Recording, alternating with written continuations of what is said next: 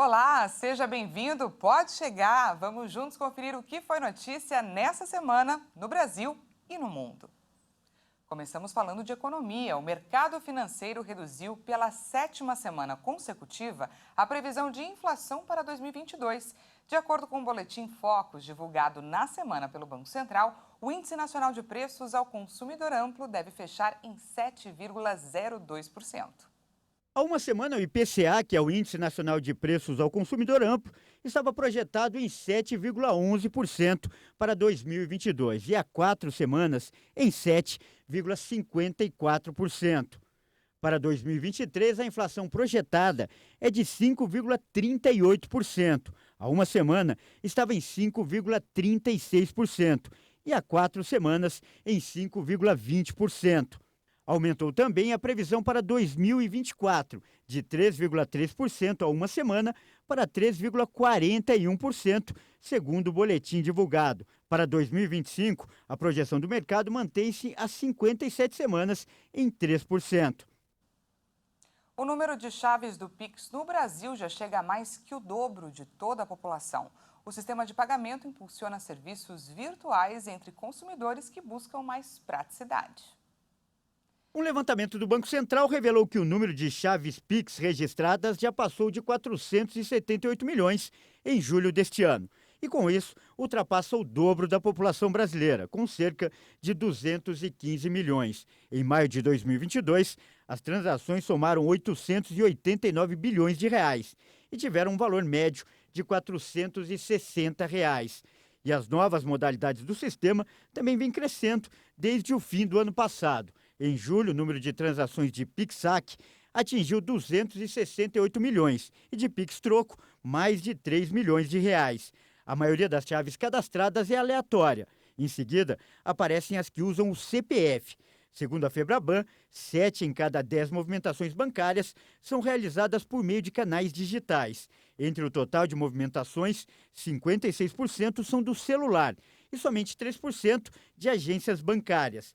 Outro dado curioso é que os usuários que realizaram mais de 30 Pix por mês em março de 2022 eram quase 4 milhões, um aumento de 809% em relação aos 12 meses anteriores. No mesmo mês, foram contabilizados 29 milhões de usuários cadastrados no Pix. E a expectativa é que até 2025 sejam 51 milhões, ou seja, uma alta de 72%. Uma pesquisa do IBGE apontou que, na pandemia, teve uma redução de mais de 400 mil trabalhadores no comércio. Mas o setor atacadista ampliou o número de funcionários. As medidas de distanciamento social adotadas para reduzir o avanço do novo coronavírus em 2020 resultaram no corte de 404 mil trabalhadores do comércio. Segundo o IBGE, os estabelecimentos que se dedicavam à revenda de itens não essenciais foram os mais afetados. Entre os segmentos, 90% das vagas perdidas no primeiro ano da pandemia da Covid-19 foram referentes ao varejo, que cortou 365 mil trabalhadores no período. Também se observou redução de pessoal na atividade de comércio de veículos, peças e motocicletas, que cortou 76 mil profissionais. Entre as 9 atividades que integram o comércio varejista, os segmentos de hipermercados e supermercados apresentaram incremento. Contrataram 1.800 pessoas. De produtos farmacêuticos e perfumaria, abriram mais 318 postos de trabalho, ainda que discreto no volume de mão de obra.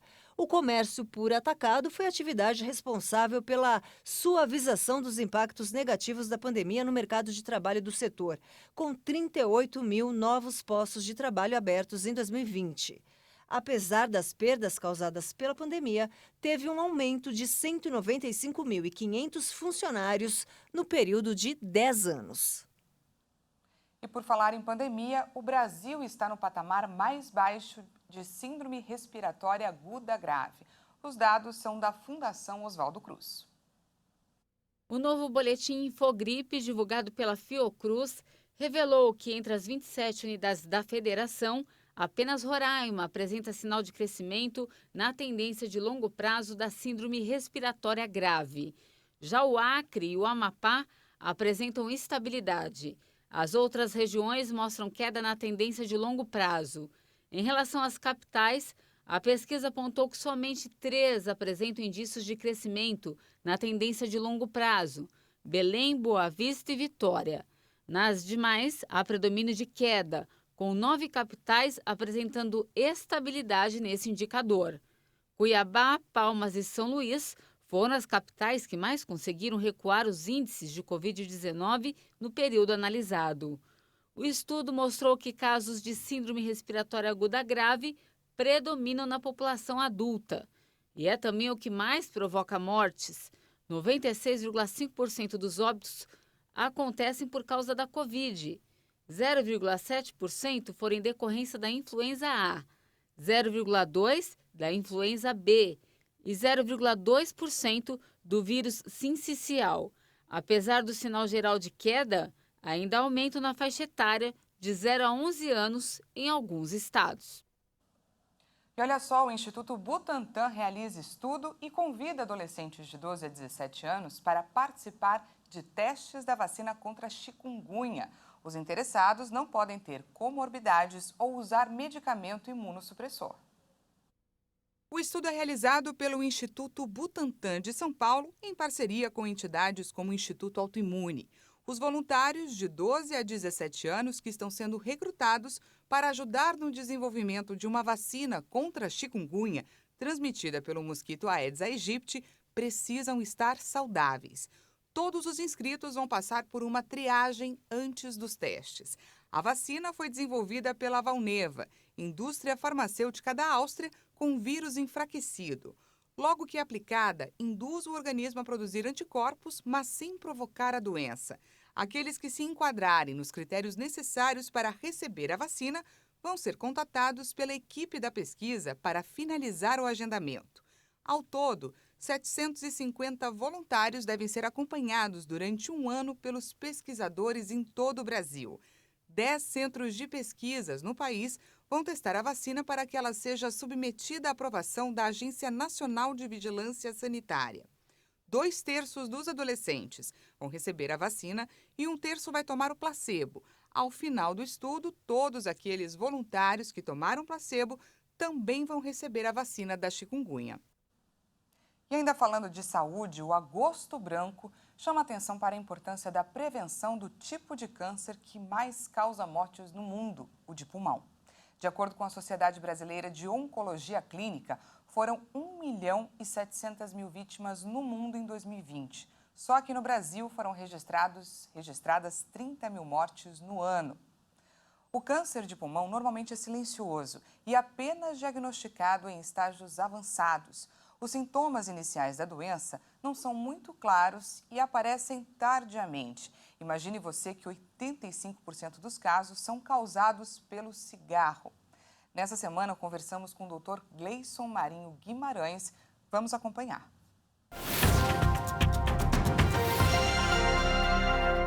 Bom dia, doutor. Seja muito bem-vindo.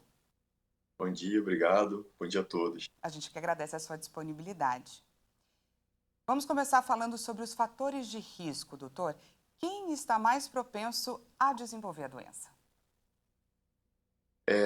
O fator de risco principal, indiscutível, é o tabagismo, né? Então, como já falado, 85% dos tumores de pulmão têm relação direta com o tabagismo.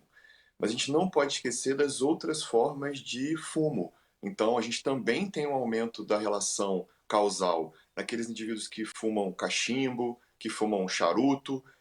A gente tem que pensar também nas formas dos dispositivos eletrônicos de fumar. A gente já está vendo uma associação por conta dos metais pesados, do formaldeído e do contato com essas substâncias que também são contidas ali nos cigarros eletrônicos.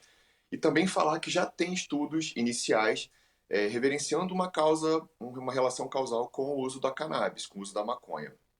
Então, saindo das questões do fumo, a gente também tem que pensar na hereditariedade. Então, a gente sabe que parentes de primeiro grau podem ter maior risco de câncer de pulmão, principalmente com estudos genéticos que já estão avançando nesse sentido, e além de outras exposições a poeiras ocupacionais, por exemplo. Então, algumas poeiras ocupacionais, como o amianto, né, como os trabalhadores da indústria de fibrocimento, ou mesmo da engenharia civil, Então, existe uma série de outras poeiras e inalações, como a própria madeira queimada e mais algumas outras coisas, né, relacionando a queima de biomassa e a poluição ambiental, como fatores de risco associados. Então, a gente tem que pensar em complementar mais, não somente toda a relação causal com o tabagismo. Doutor, crianças podem ser acometidas por esse tipo de câncer, pelo câncer de pulmão? Sim, é muito importante a gente entender que o tabagismo passivo, ele conta com 25 a 30% dos riscos de câncer, então a gente tem que, tem que chamar atenção para isso, mas as crianças em especial, né, o câncer de pulmão não está dentro das 3 principais causas de câncer infantil, que seria o linfoma, a leucemia e o câncer, né, os tumores cerebrais, mas principalmente as crianças que possuem malformações congênitas, como a malformação adenomatoide cística e o sequestro pulmonar, existe um risco de malignização dessas lesões. Então é muito importante que a gente né, entenda esse cenário dessa criança e, principalmente, se elas tiverem malformações congênitas pulmonares, elas sejam abordadas e vigiadas o quanto antes. Agora, falando sobre diagnóstico, doutor, muito se fala sobre a dificuldade de detectar esse tipo de câncer no início, porque ele é silencioso. Qual é a forma de detecção? Qual exame deve ser feito de forma preventiva? É muito importante que a gente entenda que o rastreio é fundamental, né? A gente buscava formas de rastreio até pouco tempo atrás, com várias técnicas e vários métodos de imagem, mas agora a gente já tem muito mais consolidado 2 estudos, o estudo Nelson, que mostrou uma redução de mortalidade em 24% numa população grande acompanhada, e o estudo NLST, que mostrou uma redução de mortalidade de em torno de 20%. O que esses estudos fizeram? O que eles indicaram? Que a tomografia computadorizada de baixa dose de radiação, com volumetria, né, com acompanhamento desses pacientes, ela consegue impactar positivamente na vida de um grupo de risco de pacientes que tem uma maior chance de evoluir para câncer de pulmão. Então, é muito importante que a gente entenda que hoje as pessoas que têm de 50 a 80 anos, que são tabagistas ativos ou fumaram há pelo menos 15 anos atrás, né? Então, ex-fumantes, mas no mínimo 15 anos. E aquelas pessoas que têm uma carga tabágica de 20 maços ano, o que seria isso? 20 anos, 1 maço por dia, ou 10 anos, 2 maços por dia. Essas indicações, ou o indivíduo que tem enfisema pulmonar, teria indicação de entrar como grupo de risco para avaliação e rastreio regular com tomografias de baixa dose a cada 2 anos. Isso se mostrou efetivo, isso se mostrou seguro e, indiscutivelmente, é o que a gente precisa começar a fazer de uma forma um pouco mais rotineira no sistema de saúde público e no privado. É preciso falar sobre, não é, doutor? E a gente conversou agora com o pneumologista Gleison Guimarães, que explicou para a gente sobre a importância de se falar sobre o câncer de pulmão. Muito obrigada, doutor. Obrigado, gente.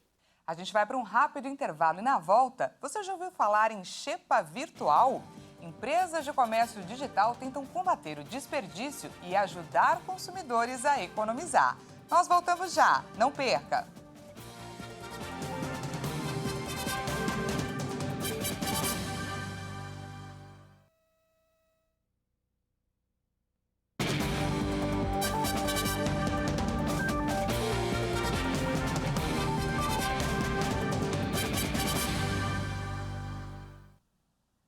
Seja bem-vindo mais uma vez e voltamos com uma boa notícia. A Prefeitura e o Estado de São Paulo fizeram um acordo com o Hospital AC Camargo, que decidiu manter o atendimento a pacientes do SUS, o Sistema Único de Saúde. Referência no tratamento do câncer, o hospital tinha anunciado que não iria renovar o contrato com a gestão municipal por conta de defasagem na tabela do sistema público. Em reunião nessa semana, tanto a gestão estadual como a municipal se comprometeram em fazer uma compensação financeira maior para que o serviço não seja descontinuado. E um novo estudo mostrou que as doenças do coração muitas vezes podem ter sintomas precoces, como dor no estômago e cansaço. Vamos conferir. Algumas pessoas podem não considerar sintomas como fadiga, distúrbios do sono, ganho de peso e depressão como importantes problemas relacionados a doenças cardiovasculares. Mas um novo estudo da Associação Americana do Coração indicou que sintomas muitas vezes comuns como esses podem prever doenças agudas. Náuseas, palpitações, alterações digestivas e alterações na pele também podem indicar algum problema relacionado ao coração. Por isso, é preciso ficar atento e monitorar a saúde regularmente, já que, em muitos casos, existe a necessidade de hospitalização do paciente. Doenças cardiovasculares são a principal causa de mortes em todo o mundo. De acordo com a Organização Mundial da Saúde, quase 18 milhões de pessoas morrem todos os anos. Entre os principais problemas estão o ataque cardíaco, a insuficiência cardíaca, doença valvular, acidente vascular cerebral, distúrbios do ritmo cardíaco e doença arterial periférica. Os sintomas mais frequentes das doenças cardiovasculares costumam ser dor no peito, formigamento nos braços e suor frio, por exemplo. Mas existem outros que podem passar despercebidos, especialmente se o quadro do paciente estiver no início. Enquanto alguns deixam de comprar comida por falta de dinheiro, muitos alimentos acabam sendo desperdiçados por estabelecimentos porque estão com um formato diferente do comum ou até mesmo perto da data do vencimento. Para resolver essa questão, agora tem aplicativos que vendem esses alimentos por valores muito mais em conta. Uma ótima opção para quem quer economizar. Vamos conferir. Quem nunca ouviu falar da famosa xepa? Aquele finalzinho de feira com produtos não tão bonitos, porém com praticamente os mesmos valores nutricionais que o restante, como garante o especialista. A exposição que acontece ali durante a feira, durante a apresentação do alimento para venda, não é suficiente para reduzir a níveis significativos os nutrientes. Então a gente pode afirmar que sim, os alimentos do final da feira têm os mesmos valores nutricionais. Mas pela estética, esses alimentos são muitas vezes desprezados e acabam vendidos com desconto. Uma palavrinha que tem chamado cada vez mais atenção. E é por isso que o que antes se restringia às feiras livres, agora migrou para outros estabelecimentos. Hoje em dia, a xepa é virtual e oferece bem mais do que frutas, verduras e legumes. Aqui neste marketplace, por exemplo, a ideia é vender todos os produtos de mercados, empórios, restaurantes e até padarias que estão próximos da data de validade, com descontos bem generosos. E aí, além de economizar, o consumidor ainda colabora para reduzir o desperdício de comida. Segundo um levantamento da ONU, o Brasil desperdiça cerca de 27 milhões de toneladas de alimentos por ano. E o CEO da plataforma digital diz que o objetivo do negócio ainda vai além. E a gente tem como resultado um baita equilíbrio sustentável em vários sentidos, né? Não só a questão da fome, mas também a questão de gás carbônico. Neumann lembra que a degradação de alimentos emite gases até 300 vezes mais nocivos à camada de ozônio. 3 refeições desperdiçadas, por exemplo, equivalem à mesma quantidade de emissão de gás carbônico de um carro em movimento por um dia todo, a fabricação de uma camiseta de algodão ou quase 50 quilômetros de voo de uma aeronave. Toda a necessidade da indústria, do varejo, de todos regularem o carbono, né, neutralizarem o carbono negativo que emitem, a gente contribui muito, porque uma vez que esses itens que iam para o lixo, iam para a caçamba, eles começam a ir para o mercado, esse carbono gerado negativo, ele começa a ser neutralizado dentro da cadeia inteira. A redução de desperdício nos estabelecimentos conveniados com a plataforma é bem significativa. Então, cada um deles a gente tem números diferentes, mas no geral a gente passa aí dos 50% hoje e tendemos a chegar em 70% rapidamente. O meio ambiente agradece e o bolso do cliente também, já que, segundo o CEO, no mercado online os produtos são vendidos com no mínimo 50% de desconto e todo mundo sai ganhando, tanto o consumidor quanto a loja. A única questão é que tem gente que tem receio de consumir alimentos que estão perto da data de validade. Quando nós falamos de alimentos industrializados, nós falamos de alimentos que possuem a adição dos aditivos alimentares.